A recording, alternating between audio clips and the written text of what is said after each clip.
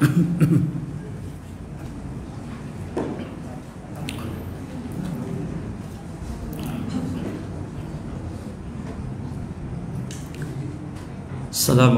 warahmatullahi wabarakatuh.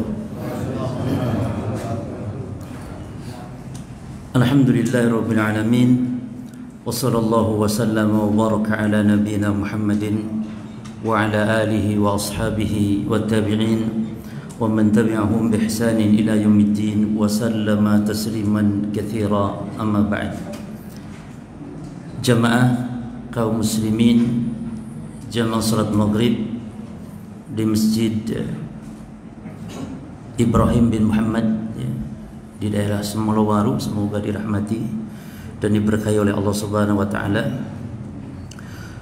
Pembahasan kita terkait kedudukan atau manzilah as-sunnah di dalam syariat. Dan istilah sunnah ini adalah istilah yang sudah diistilahkan oleh Rasulullah sallallahu alaihi wasallam. Jadi bukan istilah yang baru. Ketika Nabi mengkabarkan akan terjadi perpecahan umat di akhir zaman, maka Nabi mengatakan, memberikan solusi untuk berpegang dengan sunnah. Kata Nabi SAW, "Man ya'ish minkum ba'di fasayara ikhtilafan katsira." Siapa yang hidup nanti sepeninggalku, maka dia akan mendapati perselisihan, perpecahan dalam agama maksudnya. Namun Rasul memberikan solusi, fa'alaikum bisunnati, maka kalian berpegang teguhlah dengan sunnah. Jadi istilah sunnah itu sudah disampaikan oleh Nabi sallallahu alaihi wasallam. Sahabat Ibnu Abbas juga ketika menafsirkan di hari kiamat wajah-wajah putih berseri-seri dan ada wajah-wajah yang hitam legam. Ibnu Abbas menafsirkan yauma tabyaddu wujuh ahli sunnah wa taswaddu wujuh ahli bid'ah. Kata Ibnu Abbas, wajah yang putih wajah ahli sunnah, yang hitam legam di akhirat wajah ahli bid'ah. Jadi istilah sunnah istilah yang ditetapkan, ya, ditetapkan oleh Nabi sallallahu alaihi wasallam. Hanya saja pengertian sunnah ini yang perlu kita kaji terlebih dahulu, karena istilah sunnah ini digunakan oleh istilah-istilah dalam disiplin ilmu dalam Islam. Sunnah digunakan oleh para ulama ahli fikih, oleh para fuqaha. Sunnah digunakan oleh para ulama ahli hadis. Sunnah digunakan oleh ulama usul. Sehingga kalau disebutkan istilah sunnah, maka kita harus memahami dari makna ini. Secara umum para jemaah sekalian, gambaran dari makna sunnah itu ada dua macam saja, makna yang umum dan makna yang khusus. Makna yang umum sunnah itu ya agama Islam itu sendiri, syariat itu sendiri, petunjuk Rasulullah, itu sunnah dengan makna umum. Sebagaimana para ulama mengatakan as-sunnah hiya al-hadyu alladhi kana alaihi an-nabiy sallallahu alaihi wasallam wa ashabuhu. Sunnah itu petunjuk yang Nabi dan para sahabat berada di atas petunjuk tersebut. Sehingga kalau demikian, solat 5 waktu itu sunnah, maknanya petunjuk Nabi, maknanya bagian dari agama Islam. Solat 5 waktu. Maka jangan heran loh, masa solat 5 waktu kok sunnah? Bukannya sunnah itu solat duha, itu lain. Sunnah solat duha itu sunnah, itu menurut fuqaha, nanti akan ada bahasannya insyaallah. Ya. Taib. Jadi makna umum sunnah itu agama itu sendiri. Makanya kata para ulama di antaranya Syekhul Islam rahimahullah beliau mengatakan, as-sunnah hiya asy-syari'ah allati syara'ahu Allahu minad din. Sunnah itu syariat yang Allah syariatkan dari agama ini. Baik masalah akidah ataupun masalah ibadah, itu sunnah. Imam Al-Barbahari juga beliau mengatakan demikian. I'lamu anna sunnata hiyal Islam. Ketahuilah bahwa sunnah itu maknanya Islam, wal Islam huwa sunnah. Dan Islam itu sunnah, sunnah itu Islam, Islam itu sunnah. La yaqumu ahaduhuma illa bil akhar, tidak akan tegak salah satu dari keduanya kecuali harus dua-duanya tegak, saling mendukung. Islam tidak akan sah kecuali dijalankan dengan petunjuk Nabi. Ya, bukan Islam adat atau Islam Nusantara misalnya, tidak sah Islam Nusantara itu. Harus Islam Nabi Muhammad, jemaah. Jangan mau dibohongi dengan istilah Islam Nusantara yang mana tujuannya ingin memasukkan adat-adat yang bertentangan dengan Islam supaya diterima oleh Islam. Jadi tidak diperbolehkan ada istilah Islam macam-macam, tapi Islam satu saja, Islam wahyu Allah, agama Allah yang dibawa oleh Rasulullah sallallahu alaihi wasallam. Jadi kesimpulannya, sunnah dengan makna umum dia adalah agama Islam itu sendiri yang dibawa oleh Nabi Muhammad sallallahu alaihi wasallam, yang dipraktekkan oleh para sahabat Rasulullah sallallahu alaihi wasallam. Baik. Yang kedua, nah ini sunnah dengan makna secara khusus, maka ada 4 definisi, ada 4 tinjauan makna. Yang pertama, as-sunnatu indal fuqaha. Sunnah menurut para fuqaha. Artinya yang sering kita dengar juga, yaitu mayusabu fa'iluhum tisalan wa la yu'aqabu tarikuhu. Yang kalau dikerjakan berpahala, kalau tidak dikerjakan tidak berhak mendapat siksa. Ya, contohnya apa? Salat duha itu tadi. Yang kalau dikerjakan salat duha itu berpahala. Kalau enggak salat duha disiksa enggak berhak. Tapi rugi, tentu rugi jemaah. Orang yang enggak salat duha ya rugi karena umur nambah tapi pahala enggak nambah. Ya, ruginya rugi. Tapi enggak berhak mendapat siksa dengan sebab meninggalkan perkara yang sunnah tadi. Yang kedua, sunnah inda al-usuliyin, sunnah menurut ulama usul. Artinya setiap perintah agama yang tidak harus dilakukan, tapi perintah tapi nggak harus dilakukan, itu sunnah secara ilmu usul, yaitu ma'amara bihi syari la ala wajhil ilzam. Setiap yang diperintahkan agama namun tidak harus dilakukan. Apa contohnya? Ya sholat duha tadi contohnya. Sholat duha itu perintah, sholat rawatib juga perintah, tapi tidak harus dilakukan. Artinya kalau dilakukan dia berpahala. Ya. Ma amara bihi syari la ala wajhil ilzam. Nah, sunnah menurut ulama usul inilah nama lain yang diistilahkan dengan istilah nafilah, istilah mandub, istilah tatawwu', istilah lain mustahab. Ya, jadi perintah-perintah agama, ya. Yang mana kan hukum taklifi dalam ilmu usul, hukum taklifi, hukum pembebanan pada hamba itu kan ada 5 jemaah. Ada haram, ada makruh, ada wajib, ada apa di bawah wajib, sunnah itu tadi, dan ada yang mubah. Haram itu kaitannya larangan, makruh juga larangan. Cuman bedanya kalau haram itu larangan yang harus betul-betul dijauhi, kalau makruh larangan tapi tidak harus dijauhi. Tapi sama-sama larangan, sama halnya wajib juga perintah, sunnah juga perintah. Tapi bedanya apa tadi? Kalau wajib harus dilakukan, kalau sunnah perintah yang tidak harus dilakukan. Ini menurut ulama usul para jemaah. Adapun mubah, nah kalau mubah ini tidak ada kaitan dengan perintah, tidak ada kaitan dengan larangan. Berarti yang kaitannya perintah wajib dan sunnah, kaitannya larangan haram dan makruh. Haram dan makruh sama-sama larangan. Tapi kalau haram ini larangan yang harus dijauhi, seperti berzina. Adapun makruh larangan juga namun tidak harus. Ya.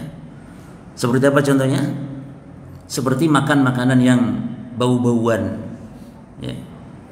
Dan makruh ini kalau meninggalkannya karena Allah maka berpahala coba. Makruh ini. Taib, mubah nggak ada kaitan perintah, nggak ada kaitan larangan. Contohnya makan nasi pecel, apa hukumnya? Haram atau makruh, atau wajib atau sunnah, atau mubah makan nasi pecel. Kalau wajib mana perintahnya? Kalau haram mana larangannya? Kalau nggak ada perintah nggak ada larangan berarti hukumnya apa? Makan nasi pecel. Hukumnya mubah. Kalau makan wajib, karena Allah perintahkan wa kulu washrabu, makanlah kalian. Kalau tidak makan kenapa? Mati. Ya. Berarti kalau makan wajib, tapi kalau makan pecel, makan soto Lamongan, makan nasi rawon, mubah aja mah, mubah. Ya. Baik. Nah ini sunnah secara ilmu usul cuma ya. Setiap perintah perintah agama namun tidak harus dilakukan. Sekarang sunnah menurut ulama al-muhadithin maka disebut dengan istilah al-sunnah al-hadithiyah. Sunnah menurut ulama ahli hadis maknanya ya hadis, yaitu ma udhifa ila Nabi SAW min qaulin aw fi'lin aw taqririn aw sifatin khuluqiyatan kanat aw khalqiyah. Sunnah menurut ulama ahli hadis maknanya setiap yang disandarkan kepada Nabi Muhammad, baik perkataannya yang disebut dengan sunnah qauliyah atau perbuatannya, itu disebut dengan sunnah fi'liyah, atau takrir persetujuan Nabi atas perkataan atau perbuatan sahabat, atau sifat, dan sifat baik sifat fisik atau sifat akhlak. Nah, itu yang disebut dengan hadis. Ya. Dan sunnah dengan makna hadis ini itu sumber hukum berjemaah. Sumber hukum yang kedua. Karena sumber hukum ada yang pertama Al-Quran, yang kedua As-Sunnah. Dan kedua bukan berarti pentingnya tingkatannya nomor dua, bukan. Kalau derajatnya sama saja, tidak boleh dibeda-bedakan. Makanya nggak boleh mengatakan pedoman hidup kita Quran lalu kemudian, nggak boleh begitu. Tapi Quran dan, nggak boleh Quran lalu, nggak ada lalu, nggak ada kemudian. Quran dan Sunnah. Nanti akan kita sebutkan bagaimana irtibat, kaitan antara Quran dengan hadis, dengan sunnah ini. Nah, sunnah menurut ulama di hadis maknanya ya hadis ya. Maka ada istilah sunnah sahih, sunnah enggak sahih, maknanya hadis berarti. Jadi jangan keliru kita memahaminya. Kalau misalnya jenggot sunnah, ini pahami dulu menurut istilah mana. Istilah jenggot adalah sunnah. Kalau menurut ulama fikih jenggot hukumnya wajib. Wajib jemaah.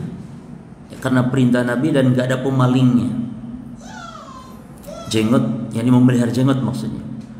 Tidak diperintah memanjangkan, enggak ada jemaah. Karena yang kalau panjang kasihan yang jenggotnya pendek. Tidak juga perintah melebatkan, kasihan yang cuma 1-2 lembar jenggotnya.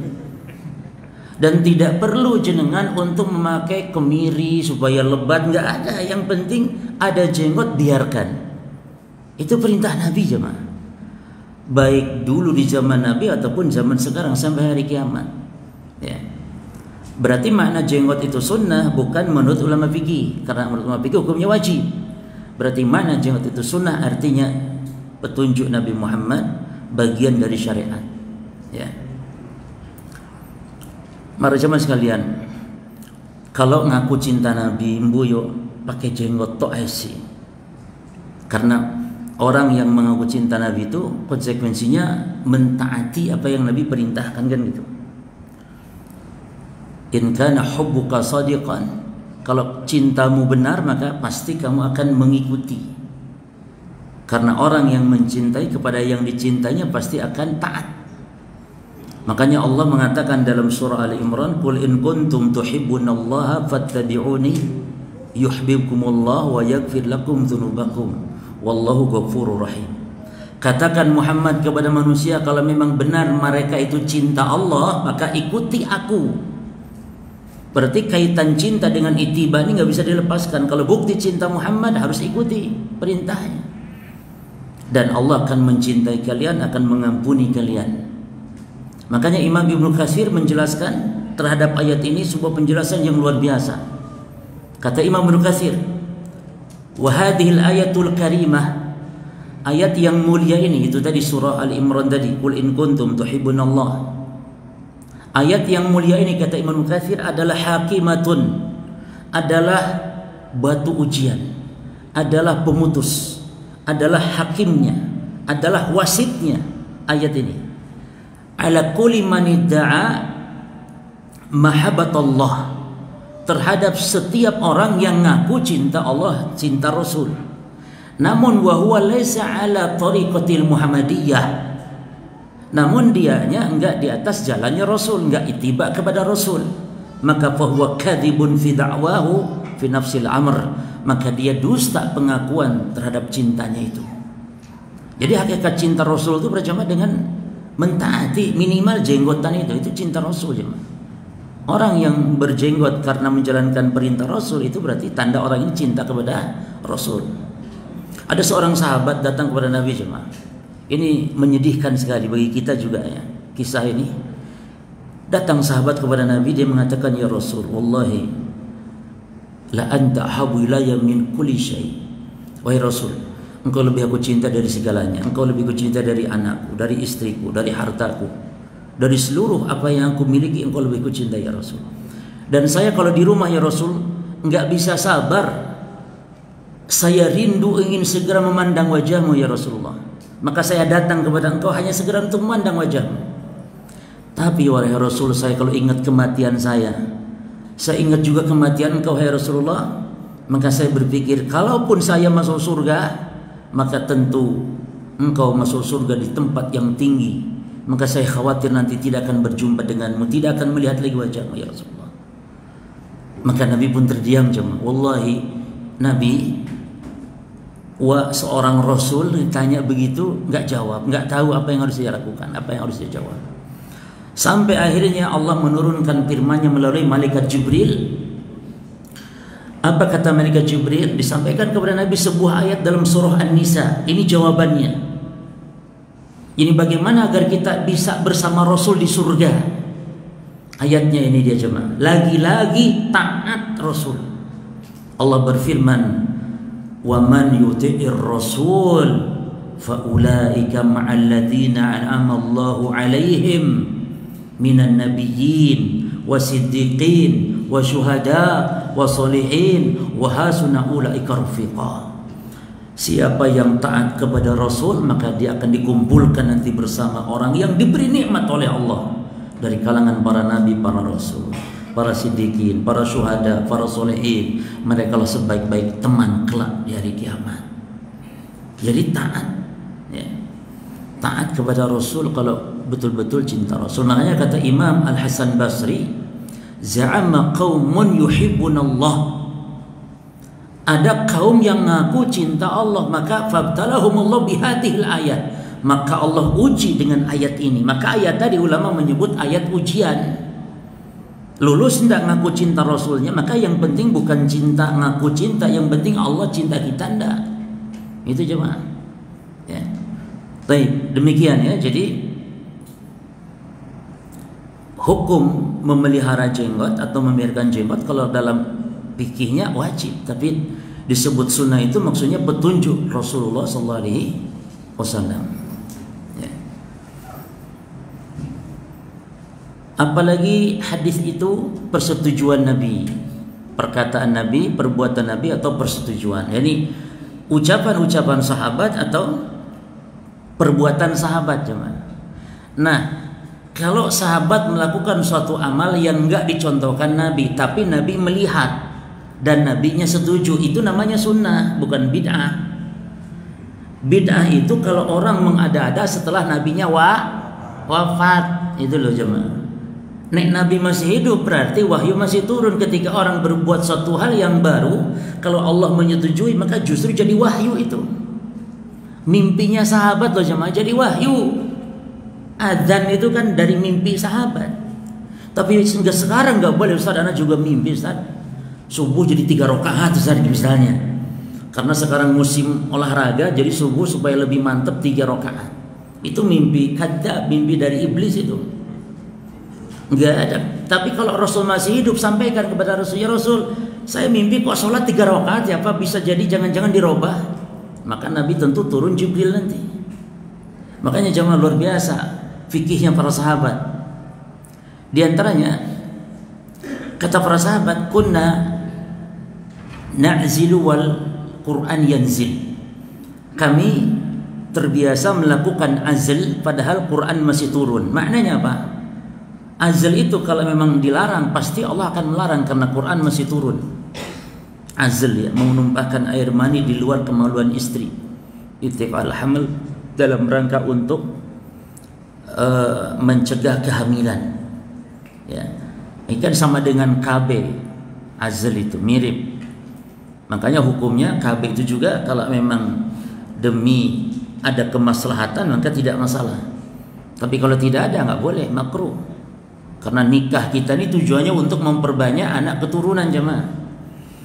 Rasul membanggakan umatnya yang banyak anaknya, maka buat anak itu 29, 74, 96. Banyak anak itu banyak rezeki dan banyak pahala. Cuma bayangkan, kalau setiap anak sholat, sholatnya itu akan ngalir kepada orang tuanya secara otomatis tanpa diniatkan, tanpa dikirim.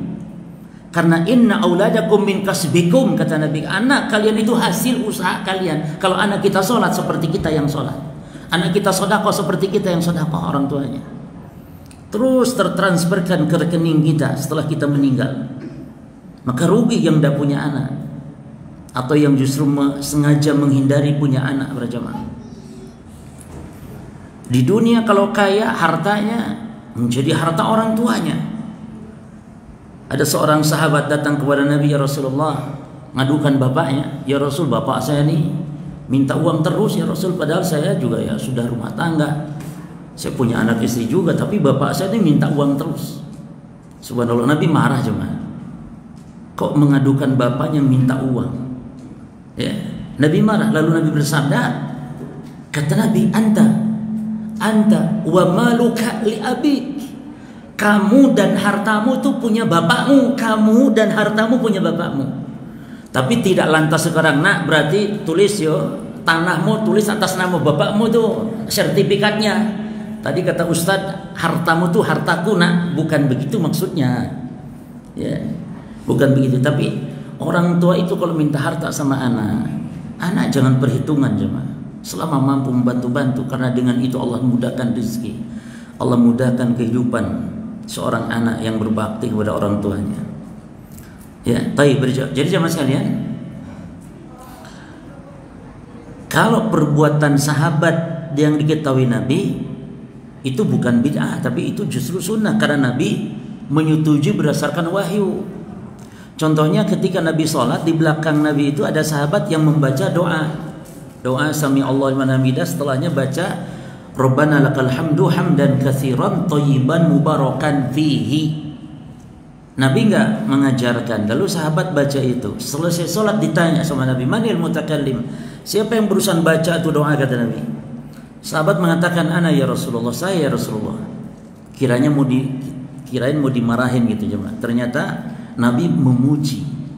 Kata Nabi, laqad ra'aitu bid'an wa salasin malakan, aku melihat ada 30 lebih malaikat yabtadiruna ayuhum yaktubuha awal. Aku melihat malaikat rebutan, 30 malaikat lebih rebutan untuk menyambut kalimatmu tadi, siapa di antara mereka yang paling dulu untuk mencatatnya di hadapan Allah. Jadi doa tadi itu sunnah karena sudah direkomendasi Nabi.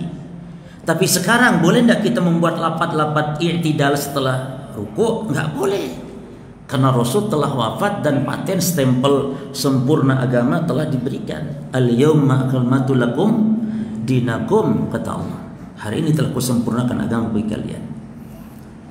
Terus hadis itu juga atau sunnah adalah sifat Nabi, sifat berupa fisik, sifat berupa akhlak. Seperti pemberani itu sifat akhlak namanya. Kalau sifat fisik itu Nabi rambutnya panjang, Nabi tidak tinggi tidak pendek badannya, Nabi wajahnya indah, ya. Sebagaimana kata Anas bin Malik, kana Nabi sallallahu alaihi wasallam ahsanan nasi wajhan. Nabi Muhammad itu orang yang paling indah wajahnya, ya. Jadi itulah yang dimaksud dengan sunnah menurut ulama hadis, yaitu hadis. Taib. Yang keempat terakhir, sunnah inda ulama mu'taqad. Sunnah itu diistilahkan dengan akidah kalau yang dimaksud oleh para ulama akidah, dan ulama-ulama salafus saleh dahulu kalau mengistilahkan sunnah memang untuk akidah cuma. Makanya buku-buku akidah, kitab-kitab akidah dulu namanya as-sunnah. Seperti Ushul Sunnah karya Imam Ahmad, Syarh Sunnah karya Imam Al-Muzani, Syarh Sunnah karya Imam Al-Barbahari. Pokoknya kalau ulama dulu nulis kitab judulnya sunnah, maknanya akidah. Ini akidah yang lurus, akidah yang sesuai dengan Al-Quran, akidah yang sesuai dengan sunnah Nabi Sallallahu Alaihi Wasallam. Ya. Nah sekarang yang akan kita kaji, sunnah yang mana yang kedudukannya demikian tinggi dalam Islam? Sunnah hadithiyah, wahyu yang kedua. Jadi bahasan kita apa jemaah? Sunnah bermakna hadis. Wahyu yang kedua berupa sabda-sabda Nabi. Itu kita sebut sunnah. Ya. Baik, para jemaah sekalian, irtibatul Quran bi sunnah wa sunnah bil Quran. Apa hubungan sunnah dengan Quran dan Quran dengan sunnah? Seperti apa hubungannya? Maka sunnah keterkaitannya dengan Al-Quran itu dalam 3 keadaan berjemaah. Berapa? 3 keadaan. Yang pertama, an ta'tiya sunnah bi ahkam tumathilu ahkam Al-Quran. Yang pertama, sunnah itu datang dengan membawa hukum yang tersendiri tapi sama hukumnya yang ada di dalam Quran. Kalau di Quran ada perintah sholat, di sunnah pun ada perintah sholat. Jadi sunnah membawa hukum yang di Quran juga ada. Itu yang pertama ya. Seperti banyak tentang sunnah Al-Quran memerintahkan zakat, di sunnah pun memerintahkan zakat. Itu contohnya. Yang kedua, an ya'tiyal Quran bi ahkamin mujmalatin fata'ti sunnah bi tafsiri hadzal ijmal. Yang kedua, ini bahasanya agak panjang, nanti kita ringkaskan. Yang kedua, Al-Quran datang membawa hukum yang masih global, lalu nanti dijelaskan oleh sunnah. Bahasa ringkasnya berarti sunnah datang menafsirkan Al-Quran. Di Quran perintah sholat, caranya nggak ada di Quran. Berapa rakaat duhur nggak ada di Quran. Sampai cacing berbulu dilihat di Quran nggak ada itu berapa jumlah rakaat duhur. Nggak ada. Sunnah datang. Nah, ini poin yang akan kita perdalam nih nanti. Bahwa sunnah tufassirul Quran, ini judul yang akan kita perpanjang nanti sampai subuh. Ini cuma ya, ini poin kita nanti ini. Jadi sunnah menafsirkan Al-Quran. Baik, sekarang yang ketiga, keterkaitan sunnah dengan Quran. Yang ketiga, an ta'tiya sunnah bi ahkamin istiqlaliyah. Sunnah datang dengan membawa hukum yang tersendiri yang tidak ada di Quran. Nah, jadi jangan sampai ngomong nanti di Quran nggak ada kok. Larangan makan anjing di Quran nggak ada, berarti anjing boleh? Boleh jemaah dalam mazhab Maliki. Ya, dalam mazhab Maliki. Jadi sunnah datang bawa hukum yang di Quran nggak ada, seperti pengharaman anjing. Kalau orang hanya lihat yang haram hanya di Quran, oh banyak sekali jemaah yang di Quran, banyak yang anjing tidak ada di Quran. Maka dalam mazhab Maliki makan anjing itu makruh, boleh ya nih. Ya. Sehingga kata para ulama, kalau kita mengikuti tadabu'ur ruhas, yakni ketergelinciran para ulama sing keliru-keliru diikuti, oh bisa jadi orang zindik kita, bisa jadi orang murtad. Dalam mazhab Hanafi, kawin itu boleh nggak usah pakai wali jemaah, karena kias jual beli. Wanita kalau dagang jual beli, apa harus izin walinya? Wanita punya HP, apa jual HP harus ada izin walinya? Kan enggak. Maka kalaupun kawin sama, karena kawin sama kayak jual diri saja. Yang penting sama ridho. Mazhab Hanafi. Dalam mazhab Dhahiri, musik dangdutan halal, boleh, joget boleh, dangdutan halal dalam mazhab Dhahiri.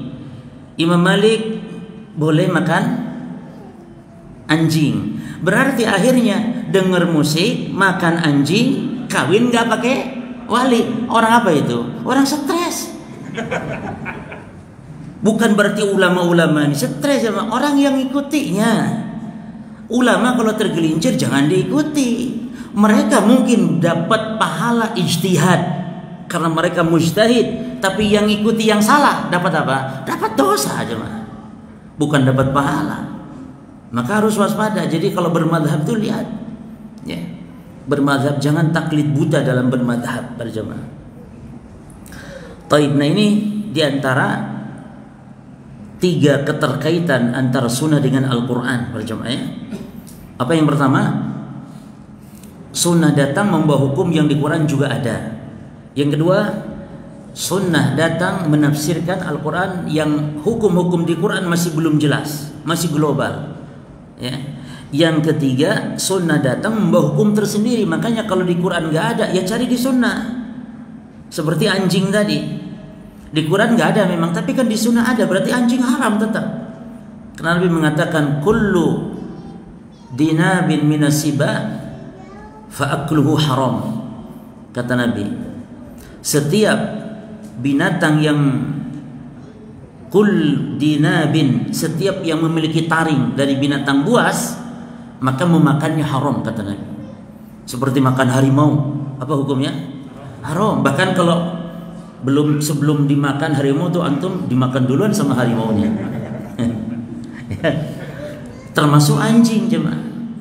Bahkan anjing itu termasuk binatang yang boleh dibunuh, berarti setiap binatang yang dibunuh maka haram juga untuk dimakan. Jadi datang di dalam sunnah. Termasuk Rasul melarang makan jalalah. Jalalah itu binatang yang memakan makanan pokoknya itu benda-benda najis. Nahan Nabi sallallahu alaihi wasallam 'anil jalalah wa albaniha. Nabi melarang jalalah dan meminum susu dari binatang jalalah. Apa itu jalalah tadi? Binatang yang makanan pokoknya benda najis. Ayam juga suka makan yang najis, tapi kan sesekali. Ini enggak, makanan pokoknya benda najis memang. Boleh dimakan, namun disterilkan dulu. Disterilkan, artinya diberi makanan yang suci gitu. Boleh. Nah ini salah satu contoh. Di Quran tidak ada, tapi ada di dalam sunnah larangan-larangan dalam hal makanan. Termasuk misalnya keharaman yang ada di dalam sunnah yang gak ada di Quran, yaitu tentang memadukan atau menggabungkan seorang wanita dengan bibinya. Yani seorang laki-laki poligami, kawin lebih dari satu wanita, tidak boleh kawin dengan bibi dan ponakannya dijadikan satu. Paham ya maksudnya ya? Nah, itu di Quran kan nggak ada. Datangnya di dalam sunnah. Berarti sunnah datang dengan hukum tersendiri. Nah, kita lihat berjamaah sekalian poin yang tadi yang akan kita perdalam. Bagaimana kedudukan sunnah di dalam syariat terhadap penafsir atau terhadap penafsiran Al-Quran. Ya. Jadi sunnah itu adalah penafsir Al-Quran. Banyak contoh-contoh, beberapa contoh berjemaah di mana Al-Quran ditafsirkan oleh Nabi langsung. Misalnya para sahabat ketika bingung dengan sebuah ayat bahwa Allah Subhanahu wa taala berfirman di surah Al-An'am ayat 82, ini sekedar contoh jemaah ya. Sebelum kita nanti rincikan bahasan kita ini sekedar contoh bahwa as-sunnah atau rasul atau hadis menafsirkan apa yang ada dalam Quran. Para sahabat bingung dengan firman Allah surah Al-An'am ayat 82, di mana di situ Allah berfirman, alladzina amanu wa lam yalbisu imanahum bidzulmin ulaika lahumul amnu wa hum muhtadun. Orang yang bertauhid, yang beriman, yang tidak mencampurkan tauhidnya dengan dosa, maka dijamin mendapat keamanan, dijamin mendapat petunjuk. Berarti seolah-olah yang selamat mendapat keamanan dan petunjuk syaratnya nggak boleh dosa. Karena tadi syaratnya orang yang bertauhid, beriman, tidak campur dengan dosa. Dolim itu kan dosa. Maka sahabat datang kepada Nabi, ya Rasulullah, ayuna lam yadlim nafsahu. Ya Rasul, siapa di antara kita yang nggak pernah berdosa? Tapi ayat seolah-olah bingung ya Rasul. Kok bisa tauhid jangan dicampur dosa? Setiap kita berdosa, manusia dosa semua, berbuat dosa, berbuat salah. Lalu Nabi menjelaskan, laisa kama taqulun, bukan itu maksudnya. Tapi dolim yang dimaksud oleh ayat yakni syirik, bukan dosa biasa, tapi syirik. Jadi arti ayat itu siapa yang bertauhid yang tidak mencampur tauhidnya dengan syirik, baru dijamin aman. Oh, kalau syirik ya kirain dosa di bawah kesyirikan. Enggak, kalau dosa semua orang berdosa. Tapi kalau syirik wajib kita menjaga jemaah. Mungkin orang berbuat dosa tapi jangan sampai berbuat syirik. Ya. Karena syirik itu akan menghancurkan hidup seorang muslim di dunia wa fil akhirah. Di akhirat kekal dalam neraka. Di dunia gak batal syahadatnya. Kalau orang berbuat syirik, Allah berfirman, innallaha la yaghfiru an yushraka bihi. Allah enggak terima, Allah enggak ampuni dosa syirik. Ini kalau terbawa mati belum taubat, Allah enggak ampuni. Itu kan bahaya. Maka wajib kita wanti-wanti. Rasul saja sampai wanti-wanti umatnya. Kata Nabi, ittaqu hadza syirka. Takutlah kalian dengan jatuhnya kepada kesyirikan. Fa innahu akhfa min dabimin naml. Karena dia lebih samar dari rayapan semut. Lalu sahabat ada yang tanya, oke Pak, nattaqihu wa akhfa min dabibin namli ya Rasulullah. Lalu gimana kita berlindung selamat dari kesyirikan tersebut sementara dia lebih samar dari rayapan semut? Maka kata Nabi, qul, baca, Allahumma inna na'udzubika min an nusyrika bika syai'an na'lamu wa nastaghfiruka lima la na'lamu.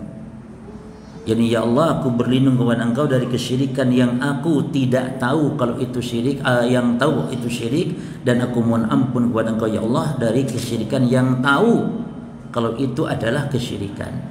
Ya, dibaca doanya jemaah, diulang-ulang baca perlindungan dari kesyirikan. Bahkan Nabi mengatakan, akhwafu ma akhafu alaikum asyirkul asghar. Perkara yang paling aku khawatirkan menimpa kalian itu syirik kecil. Subhanallah, syirik kecil. Lalu ditanya, wa masyirkul asghar, apa itu syirik kecil? Kata Nabi, qala riya. Syirik kecil itu artinya riya. Nah, ini Nabi mendefinisikan syirik kecil dengan contoh, bukan membatasi syirik kecil itu riya, bukan, karena syirik kecil bukan hanya riya, banyak. Cuman para jemaah, riya itu memang rentan. Riya itu rentan menimpa siapapun. Hatta orang yang bertauhid pun bisa kena riya. Riya itu hatta orang yang bertauhid bisa kena riya. Mungkin orang yang bertauhid tidak akan nyembah kuburan, tidak akan.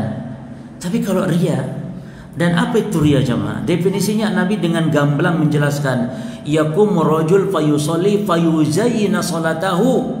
Yaitu orang berdiri sholat lalu dia perbagus sholatnya karena sebab ada orang yang melihat. Orang diperbagus sholat karena sebab ada yang melihat, itu riya. Jadi riya itu dalam amalan ibadah, bukan dalam urusan dunia. Kalau ada orang ingin dipuji dalam main futsal, itu tidak riya cuma. Atau ada orang pamer ingin dipuji cara masak nasi rawon, riya bukan? Bukan. Misalnya, Masya Allah enak banget ini nasi rawonnya. Oh, siapa dulu dong? Saya. Itu ndak ria. Tapi kalau dalam urusan ibadah, Masya Allah baca Qur'annya bagus sekali. Siapa dulu? Saya yang baca. Itu ria itu. Ingin dipuji. Ya. Baik.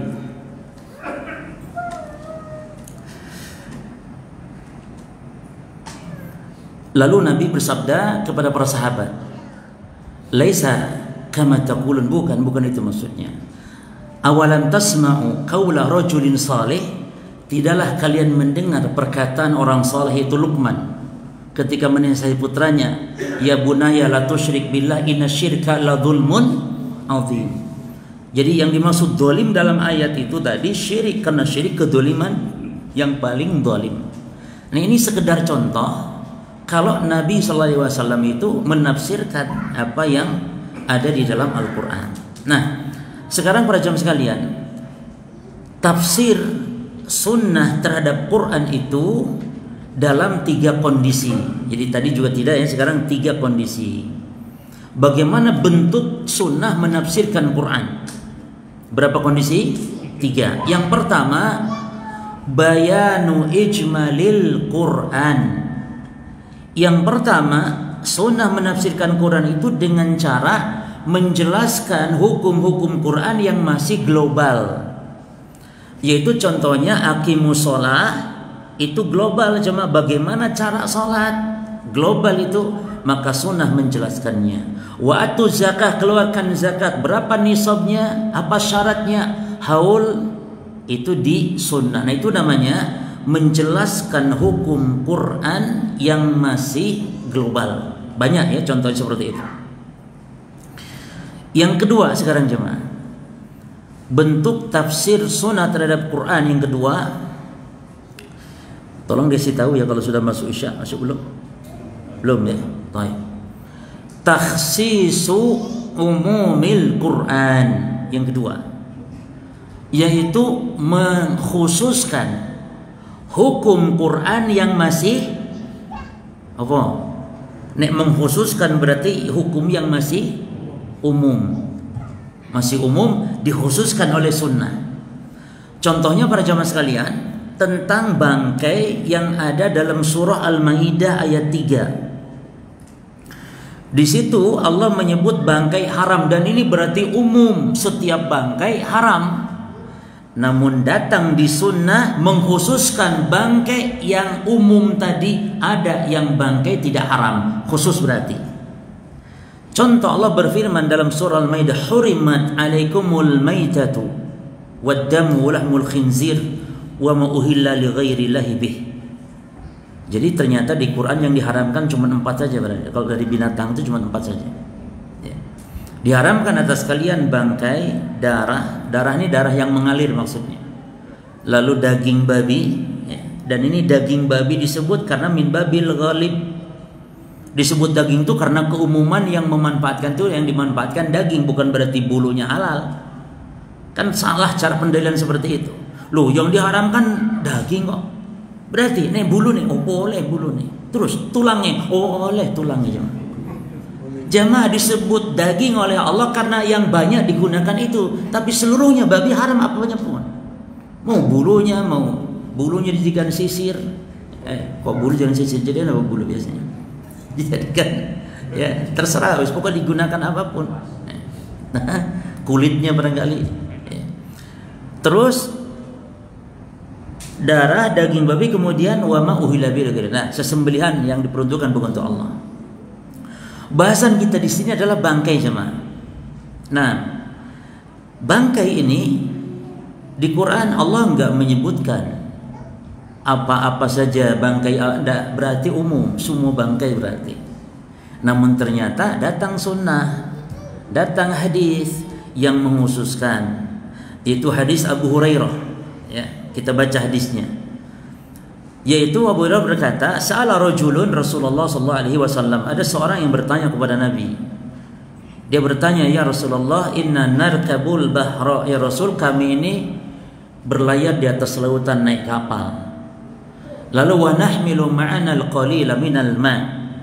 Dan kita membawa sedikit persediaan air untuk minum. Sehingga tidak bisa digunakan untuk berwudu. Maka fa in tawadha'na bihi 'atishna, kalau kami wudu pakai air itu nanti kami enggak bisa minum. Kami kehausan nanti ya Rasul. Lalu apa boleh? Apa tanawadha' minal bahar? Apa boleh ya Rasul kami wudu dari air laut yang asin itu? Boleh enggak? Yani suci tidak? Maka subhanallah para jemaah, Nabi menjawab, dikasih satu pertanyaan namun jawabannya Nabi double. Ini boleh. Nabi jawabnya ternyata lengkap. Bukan Nabi menjawab tentang air laut saja, tapi Nabi menjawab juga tentang bangkainya.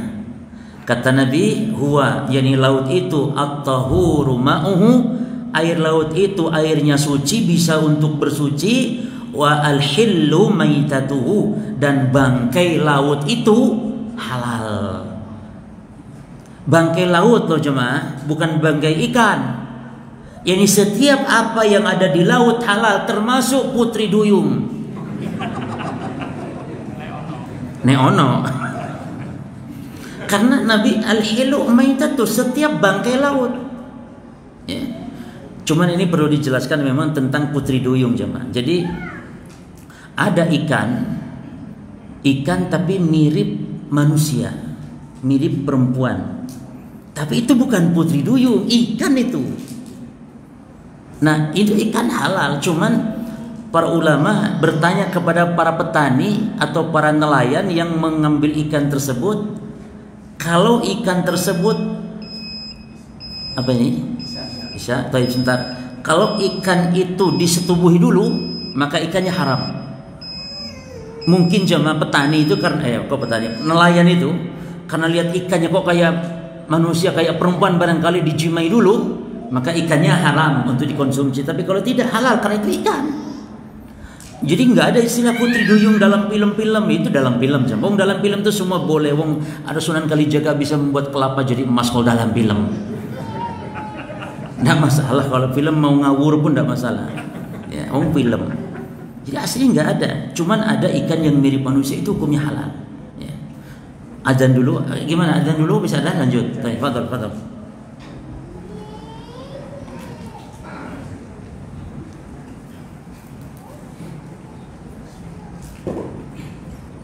Allahu Akbar, Allahu Akbar, Allahu Akbar, Allahu Akbar. Asyhadu an la ilaha illallah.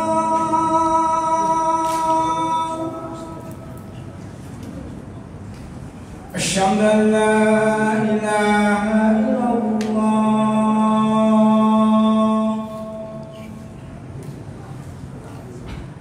أشهد أن محمدا رسول الله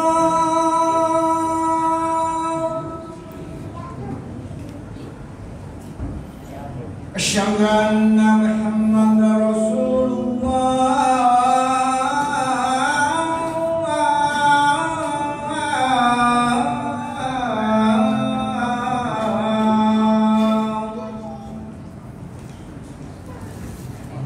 حي على الصلاة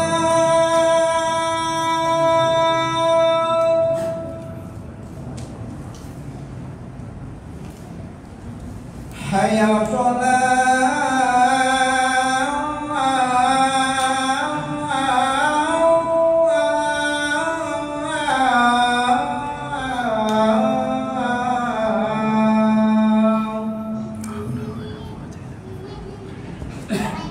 حي على الفلاح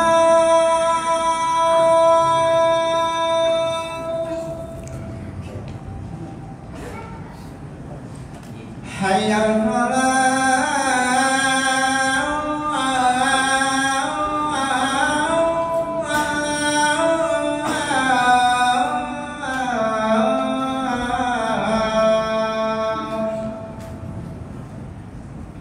الله أكبر الله أكبر لا إله إلا الله.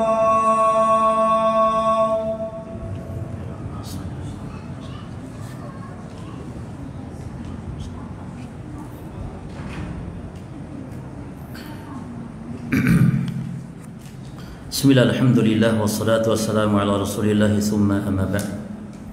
Jamaah sekalian kaum muslimin rahimani wa rahimakumullah. Jadi hadis Nabi ini ketika Nabi bersabda bahwa laut itu halal seluruh bangkainya, termasuk babi, termasuk anjing, termasuk kuda. Yani babi laut, anjing laut, kuda laut maksudnya. Bukan babi darat. Kalau babi darat, babi laut. Jadi anjing laut itu bukan anjing. Anjing laut, babi laut bukan babi, babi laut. Jadi semuanya halal. Tentu kalau tidak memudaratkan jemaah, maksudnya ketika bangkai itu mungkin secara medis memudaratkan karena mungkin berpenyakit dan semisal, maka lain masalah. Itu hukum asal halal. Makanya para sahabat pernah terdampar selama 6 bulan jemaah di lautan, menemukan bangkai ikan laut yang besar jenis anbar, yang dia ikan yang seperti ikan paus atau ikan hiu seperti itu besar, dia makan. Sampai akhirnya dibawa ke kota Madinah, pulang, dan Rasul mencicipinya, Rasul SAW. Ya, bangkai. Nah, ini menunjukkan diperbolehkan. Berarti jemaah dikecualikan bangkai apa? Yang dalam Quran itu umum seluruh bangkai, kecuali bangkai laut, maka itu dihalalkan. Taib. Contoh yang kedua jemaah. Tadi contohnya bangkai. Ini dalil apa? Ini sunnah menafsirkan Quran, bentuknya apa? Mengkhususkan hukum Quran yang masih umum. Contoh yang kedua tentang mahram. Di dalam Al-Quran, yaitu di surah An-Nisa ayat 23-24, Allah berbicara tentang mahram, bukan muhrim. Mahram. Kalau muhrim itu orang yang sedang ihram, itu muhrim. Tapi kalau mahram itu adalah yang diharam dikawin. Nah, perhatikan berjamaah di dalam An-Nisa ayat yang ke-22, 23 dan 24. Itu disebutkan mahram-mahram kita. Yang pertama kata Allah, hurimat alaikum ummahatukum. ibu-ibu kalian, wa banatukum, anak-anak perempuan, wa akhawatukum, saudari perempuan, wa ammatukum, bibi-bibi. Amma itu bibi dari pihak bapak. Jadi perempuannya itu adik bapak kita atau kakak bapak kita. Itu amma. Wa khala, kalau khala dari pihak ibu. Ya. Wa banatul akhi, juga anak-anak perempuan dari saudara laki-laki. Apa namanya? Ponakan. Wa banatul ukhti, juga anak dari saudari perempuan. Lalu ummahatukum allati arda'nakum, ibu susu. Jadi ibu-ibu yang menyusui. Dan tolong perhatikan jemaah, ibu susu ini menjadi mahram. Perhatikan. Dan seluruh kerabat-kerabat ibu susu seperti dalam nasab jadi mahram kepada anak susu saja.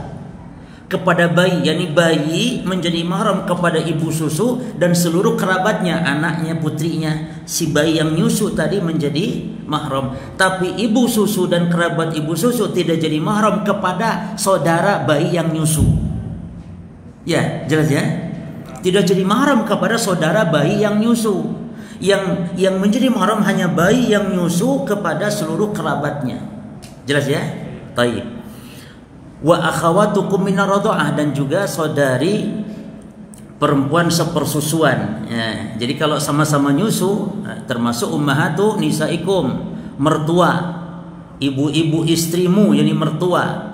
Wa rabaibukum allati fi hujurikum min nisaikum.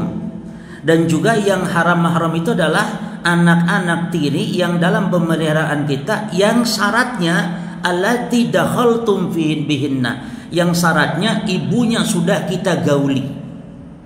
Jadi syarat anak tiri menjadi mahram kita, syarat kalau ibunya sudah digauli. Kalau belum digauli, maka anak tiri halal kita kawin. Contoh misalnya, seorang laki-laki menikahi janda, punya anak perempuan. Si janda ini punya anak perempuan perawan. Lalu ketika beres ijab qabul, nih janda kena serangan jantung, mati. Akad nikah beres, mati jemaah, belum diapa-apakan. Jelas ya? Belum bulan madu, belum. Keburu mati kena serangan jantung. Lalu ya anggap iya aja serangan jantung, walaupun entah sebab apa, ketabrak mobil, terserah, yang penting mati, belum diapa-apakan. Maka langsung kawin anaknya.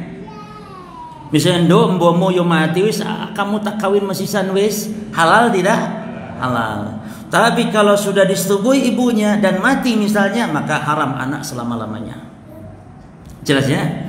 Jadi itu mahram karena sebab pernikahan, itu ada 4. Mahram karena pernikahan, 1 ibu tiri, atau yang kedua mertua, yang ketiga anak tiri pada jemaah, yang keempat menantu. Nah itu mahram selamanya itu jemaah, mahram yang muabbad selama-lamanya itu. Taib. Lalu para jemaah, di dalam ayat ini Allah Subhanahu wa taala berfirman, ya. Di dalam ayat ini di akhirnya Allah berfirman seperti ini. Perhatikan, ini berarti masih wa uhila lakum ma wara'a dzalikum. Setelah Allah menyebutkan ini yang mahram haram dikawin, lalu kata Allah, dan halal selain mereka. Halal selain mereka, berarti kesimpulannya umum, wanita manapun pokok selain yang disebutkan oleh Allah dalam ayat mahram halal. Di situ Allah tidak menyebut tentang memadukan bibi dengan ponakannya. Kan berarti hukumnya umum, berarti boleh. Namun ternyata datang hadis mengkhususkan yang umum tadi, yaitu tidak boleh mengawini perempuan kalau digabungkan antara seorang perempuan dengan bibinya. La yajma' bainal mar'ah wa ammatiha wala bainal mar'ah wa khalatiha. Jangan digabungkan wanita dengan bibinya atau bibi, baik bulenya ya, atau apa? Budenya. Ya, tidak diperbolehkan. Berarti ini contoh pengkhususan. Tapi masih banyak contoh yang lain, cuman saya cukup kira-kira untuk supaya cukup punya waktu. Kemudian berikut berjemaah. Yang ketiga sekarang. Apa yang pertama tadi? Sunnah menafsirkan Quran, yang pertama apa? menjelaskan hukum Quran yang masih global. Yang kedua apa tadi? Mengkhususkan hukum Quran yang masih umum. Contohnya masih banyak, cuman 2 cukup insyaallah. Sekarang yang ketiga jemaah, taqyidul mutlaqil Quran. Sunnah menafsirkan Quran itu yakni membatasi hukum Quran yang masih mutlak. Jadi di Quran tuh nggak ada batasannya. Nah, di dalam sunnah datang batasannya. Apa contohnya jemaah? Contohnya adalah terkait wasiat. Contoh yang lain contoh dalam wasiat seperti apa? Contoh di dalam Al-Quran bahwa yang namanya warisan itu ya, itu dibagi setelah wasiat ditunaikan atau adanya utang. Berapapun dia silahkan bagikan wasiat tersebut. Ternyata di dalam sunnah datang wasiat itu dibatasi, tidak mutlak bebas, tidak. Wasiat di dalam sunnah tidak boleh lebih dari 1/3. Di Quran bebas berapapun wasiat. Pokok setelah utang dipotong wasiatnya tunaikan berapapun. Ternyata wasiat nggak boleh beda 1/3. Jadi kalau ada orang wasiat, kalau saya meninggal harta saya separuh untuk masjid, separuh untuk masjid, separuh untuk ahli waris. Kalau wasiat gitu nggak boleh ditunaikan. Tapi untuk wasiat itu harus 1/3 ambil dan sisanya untuk ahli waris. Jelas ya, 1/3. Jadi jangan separuh. Nah, contoh yang lain adalah tentang hukum potong tangan berjemaah. Di dalam Quran Allah hanya menyebut potong tangan pencuri dalam Al-Maidah 38. Potong tangan pencuri. Di mana potongnya? Ya bebas, berarti mana saja, mau di sini, mau di sini. Itu berarti mutlak. Di dalam hadis dibatasi, yang dipotong adalah mafsal. Dalam hadis yang dibatasi ini. Jadi kalau motong di sini nggak benar itu. Kan di Qurannya nggak ada. Iya di Quran nggak ada. Dalam sunnah kan ada. Jadi motong pencuri segini sama. Bukan dari sini. Kalau dalam Quran bebas mau segini pun boleh karena mutlak. Maka datang sunnah membatasi hukum Quran yang masih mutlak. Terakhir yang keempat terakhir. Dan ini ada khilaf ulama. Yang tadi sepakat, yang 3, namun yang keempat ada khilaf. Namun yang roji adalah ada sunnah menafsirkan Quran dalam bentuk yang keempat, yakni naskhul Quran bisunnah. Al-Quran bisa dihapus hukumnya oleh sunnah. Jadi jamaah sekalian, ada ulama yang tidak setuju. Jadi sunnah itu nggak bisa menghapus hukum Quran. Tapi yang benar, sunnah itu dengan Quran kalau dari segi hukum sama kedudukannya, nggak ada beda. Al-Quran wahyu Allah, sunnah pun wahyu siapa? Wahyu Allah. Maka kalau hukumnya Quran bisa dihapus hukum, kenapa sunnah juga tidak bisa untuk menghapus? Kalau sama-sama hukum bisa berubah. Maka yang benar, sunnah itu bisa menghapus hukum Al-Quran. Mana contohnya para jemaah sekalian? Contohnya adalah tentang wasiat dalam surah Al-Baqarah ayat 180. Di dalam Quran Allah berfirman boleh wasiat untuk ahli waris. In taraka khairanil wasiyah lil walidaini wal aqrabin. Kalau kalian ada tanda mau meninggal dan meninggalkan harta, maka berwasiatlah kepada orang tua. Ini orang tua ini kan ahli waris ya, tidak boleh. Berarti hukum ini dihapus oleh hadis, karena di dalam hadis disebutkan la wasiyata lil waris. Tidak boleh berwasiat kepada ahli waris, kecuali ahli waris yang pasti nggak dapat warisan, baru boleh. Ahli waris yang nggak dapat warisan, contohnya misalnya seorang meninggal dan punya anak, berarti namanya saudaranya dia itu ahli waris, namun pasti nggak bisa dapat warisan karena terhalang oleh anak. Boleh berwasiat, nanti ya kalau saya meninggal, tolong nak ya pamanmu kasihlah uang 10 juta. Wasiat kalau saya meninggal ya, atau kasih apa misalnya, wasiat boleh.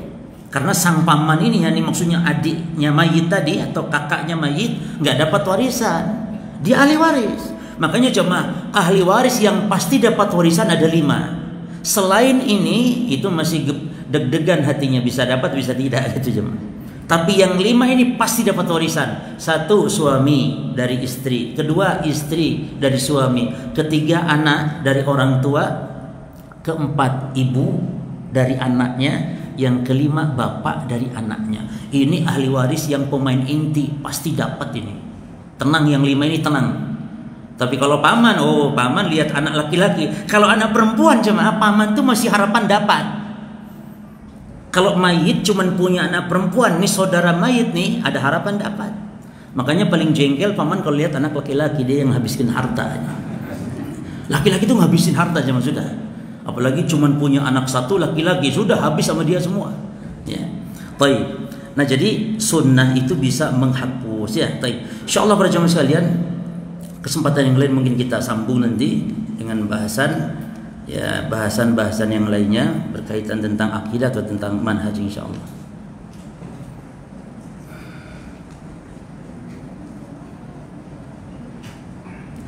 Apakah sunnah